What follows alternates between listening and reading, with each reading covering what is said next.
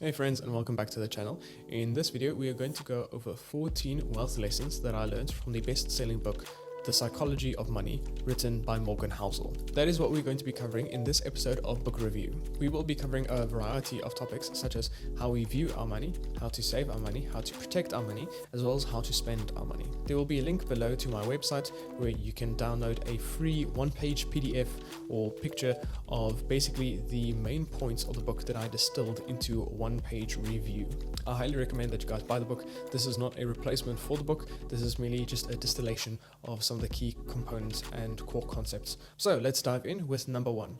No one is crazy, everyone just has different view on money. This idea is based on the fact that everyone in the world has their own unique view on money, their own narrative on money based on their own personal experiences, their upbringing, and all these different factors that contribute to their own unique individual view of money. And your unique view of money shapes your perceptions and how you believe money works and what money is. What we have experienced in our life might only make up 0.0000001% of what actually is happening in the world right now. But it does make up 100% of how we view the world and how we think it operates.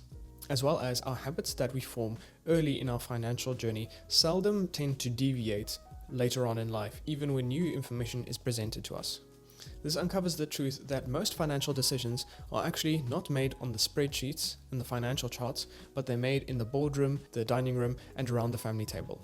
And those emotions affect our financial decision making way more than the stats and the spreadsheets do. What makes sense to me and what I do with my money makes total sense to me, but it might seem crazy to someone else. But it's not that crazy. We all have our different views of how the world operates based on the narratives we tell ourselves. We need to be more forgiving when we look at other people's financial decisions at face value, and more aware of what affects our own. As Marcus Aurelius says, be tolerant with others and strict on yourself. But also remember to be forgiving to yourself as well. Point number 2, luck and risk. Do not underestimate the importance of luck in creating wealth. Bill Gates is undoubtedly incredibly wealthy, but he is also very lucky. He was lucky to be part of one of a few schools that had the foresight to buy a computer just when it came out and made it available to the kids to use. Bill Gates himself remarked that that was one of the keys to his success. So though he is very bright and very talented, luck had a role to play in his success. So the lesson that Morgan wants us to learn with luck and risk is that when looking at your own or someone else's financial situation, nothing is as good or as bad as it seems. And that we need to recognize that luck and risk have a role to play in where everyone is today. Number 3, when is it enough? This idea is that we need to define for ourselves what does enough look like to us. It is the nature of us as humans to keep wanting and to keep seeking and to never be satisfied with where we currently are. Morgan writes that one of the hardest financial skills to learn is the skill of keeping your financial goalpost from moving. It asks us to think about what is our long-term financial goals and dreams, and what will we be content with once we've reached it. The problem here is we often tend to fall prey to social comparison, which is a dangerous game as social comparison virtually has no ceiling. So to quote Morgan in the book, but life isn't any fun without a sense of enough. Happiness, as it said, is just results minus expectations. So we all have to take a look at our goals and dreams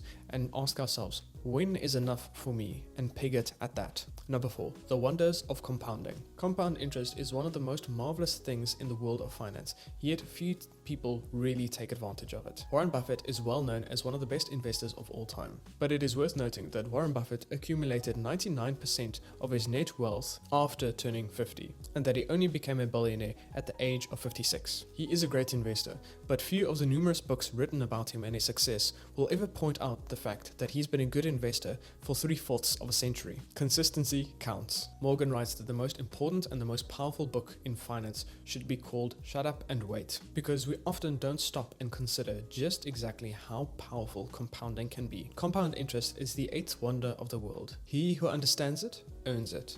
He who doesn't, pays for it. Number 5, getting wealthy versus staying wealthy. There are, as we all know, a million ways to make $1 million, and that there are plenty of books written about how to become wealthy in a variety of different industries and spheres. But staying wealthy is another matter entirely. Staying wealthy requires a combination of paranoia and frugality. What makes keeping money so hard is that generating wealth and keeping wealth are actually two different skill sets altogether. The main difference is that generating wealth requires taking risks and being optimistic, where keeping wealth requires pretty much the exact opposite. It requires humility, fear, and the realization that what you've just made might be taken away from you at a moment's notice. We need to learn both skills and be able to apply them long-term if we want long-term success. Number 6. Freedom. Use money to buy your freedom. The true value of money is to give you control over your time. It allows you to step by step obtain more independence and autonomy. As you start to save more, you are adding to your control and independence. How this looks in practice, as Morgan demonstrates in the book, is to first build up 1, then 3, then 6 months of emergency funds. It is estimated that 66% of Americans still live paycheck to paycheck. So that means the first step to financial independence is to build an emergency fund. The next step is focusing on retiring when you want to, not when you need to. To have that control and autonomy is the greatest ROI that money can buy. After that is in place, you can start to focus more on doing the things you love on a time schedule that works for you. As studies show that doing something you love on a schedule that you hate and cannot control can feel like doing something that you hate altogether. Controlling your time is the highest dividend that money can afford. Number 7. Wealth is what you don't see. Real wealth is what most of us don't see. It's generally hidden. The only data point we have of other people's wealth is the flashy things that we see. And the only thing that this data point tells us is that they are X amount less in the bank than what they had before they bought it. Tim Ferriss once wrote in his book, The 4-Hour Workweek, when most people say they want to be a millionaire, they really mean they want to spend $1 million, which is really the opposite of what it means to be a millionaire. If we want to become wealthy, we need to not spend the money that we have. That is how we accumulate wealth. Spend less than you earn, then put that money to work to build wealth for yourself. Wealth is the decision not yet taken. It is the decision not to buy something today, to be able to increase your flexibility and independence over time. It is hard to learn from what we cannot see. To build wealth is to not spend what we have. To use that money that we did not spend to become more independent over time, bit by bit. Number 8. Save money. This idea is that you do not need a specific reason to save. Most of us who save for a specific reason. You want to buy something, or you want to save for a trip, etc. However, Morgan says that we do not need a specific reason to save. Building wealth has little to do with your income and more to do with your savings rate. This goes back to the Stoic principle: what is in your control, and focus on that. What is in your control is how much you spend, and therefore how much you save. You cannot control much else in terms of your investment returns, etc. So focus on what is in your control in your finances. If you view building wealth as a proponent of your ability to save, it will drastically increase your efficiency in building wealth and give you more financial clarity. We need to realize that past a certain level of comfortable income, what we need sits right below our ego. Savings increase when you spend less, and you spend less when you desire less, and you desire less when you care less about what other people think about you, and when you keep your ego in check. Increasing your savings also increases your peace of mind, which increases the helps me sleep better at night factor, and the ROI of that is greater than most investment returns. Number 9. Reasonable is greater than rational.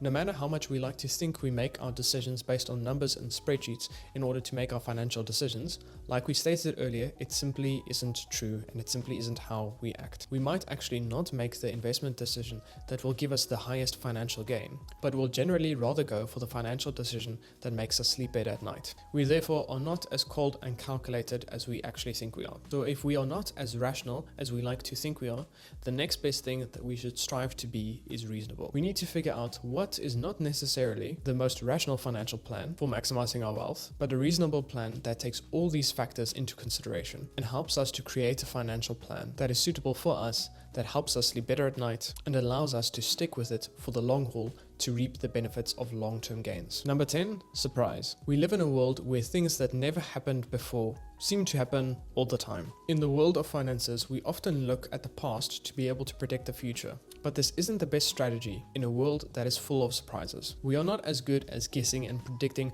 what will happen in the future as we actually think we are. Looking back on financial history gives us more general guidelines of how people tend to act in certain situations and settings, as well as giving us the history of money. We need to remember that we are operating in a world that tends to surprise us quite a lot, and that we are not the best at predicting what will happen next. Number 11, room for error. Room for error is essentially the acknowledgement that we are aware that our financial plan is not foolproof, that we need to plan for our plan not going according to plan. Room for error is taking into account the world's ability to surprise us all, life's uncertainty, and the randomness of life. We build room for error in our financial plans so that we can close the gap between what we are planning to have happen and making allowances for what could happen. This is so that we are not wiped out when our plan doesn't go according to plan, and it allows us to continue playing the long game. Room for error is also there as another insurance to help us sleep better at night. It is there to decrease the points of failure in our own financial plan for the future. It is there to prepare us for what we did not take into account,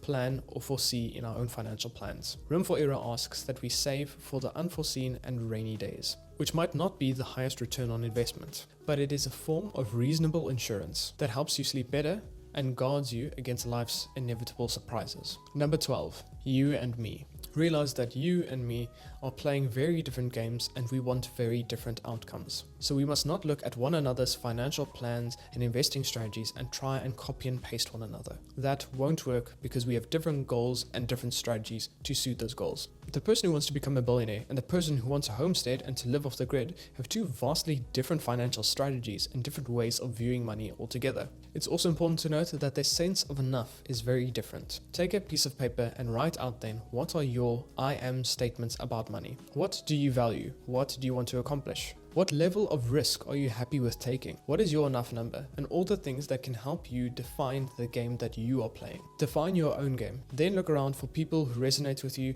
whose plans are similar to yours and who are doing well, and learn from them. Number 13, the seduction of pessimism. Be careful what you listen to and what you speak about. It's generally well known that pessimism sounds a lot smarter and gets way more attention than optimism does. Optimism can often sound like you're lacking in all the facts or that you are just naive about life. It's part of a survival instinct to be on your guard against threats to make sure that you live. Another reason why we tend to be pessimistic about the future and finances in general is we're already preempting something bad to come, so that we try and shield ourselves from its severity when something bad actually does happen, because we were expecting something bad to happen from the beginning. Pessimism does seem to have a strong pull, especially in the realm of finances. But we need to have a positive or at least a possibilist outlook on life. So while short-term pessimism might keep us around and keep us alive, we need long-term optimism to be able to have and see the possibilities of the future and help us continue. Number 14, when you'll believe anything. Incredible change can and often does occur in our economies when we start to believe different narratives and stories about our economies. Stories are by far the most powerful forces in economics. Many people become invested, pardon the pun, to their financial plans and strategies based on the stories that people told them or based on the stories that they told themselves, that they do not want to accept any different view than the one they currently have on the matter. We all have an incomplete view of the world of finances and try our best to complete the narrative we have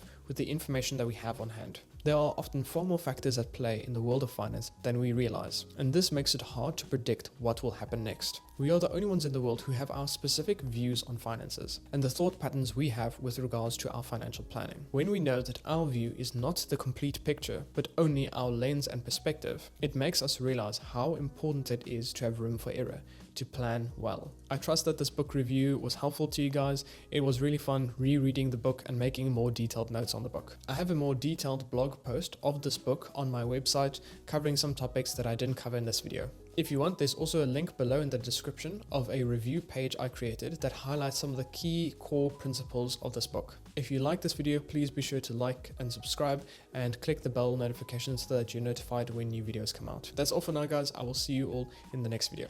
Goodbye.